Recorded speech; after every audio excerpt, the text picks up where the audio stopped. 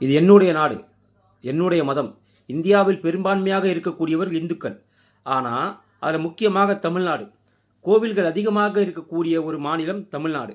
இந்த மாநிலத்தில் எங்களுடைய கோவிலில் நாங்கள் தீபம் ஏற்றுவதற்கு ஆயிரம் காலமாக நடைமுறையில் இருக்கக்கூடிய எங்களுடைய திருப்பரங்குன்ற மலையில் நாங்கள் தீபம் ஏற்றுவதற்கு கோர்ட்டில் போய் அனுமதி வாங்க வேண்டிய நிலைமையில் நாங்கள் இருக்கிறோம்.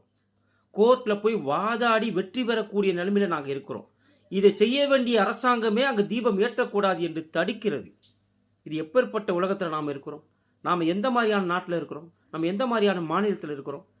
இது போன்ற நிலைமை இந்தியாவிலே தமிழ்நாட்டில் மட்டும்தான் நடக்கும். தமிழ்நாட்டில் மட்டும்தான் இந்து கோவிலாக இருந்தாலும் சரி, அவன் இந்துவாக இருந்தாலும் சரி, இந்து மதமாக இருந்தாலும் சரி, இந்துக்களுடைய சடங்குகளாக இருந்தாலும் சரி, ஒரு முதலமைச்சரே அதை இழிவாக பேசக்கூடிய ஒரு மாநிலம் இருக்குதுன்னு சொன்னால் அது தமிழ்நாடு மட்டும்தான்.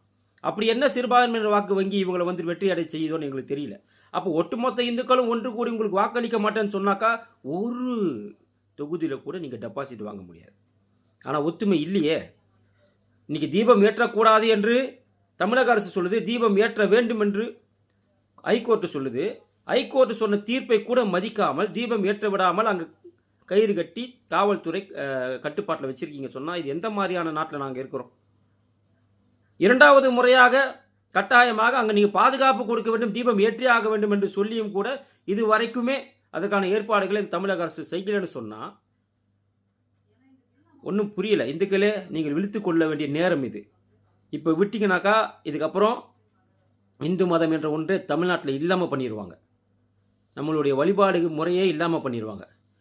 காலமாக பாரம்பரியமாக நாம் செய்து வந்த அனைத்து சம்பிரதாயங்களையும் இல்லாமல் பண்ணிடுவாங்க. நீங்கள் விழித்து கொள்ள வேண்டிய நேரம் இது.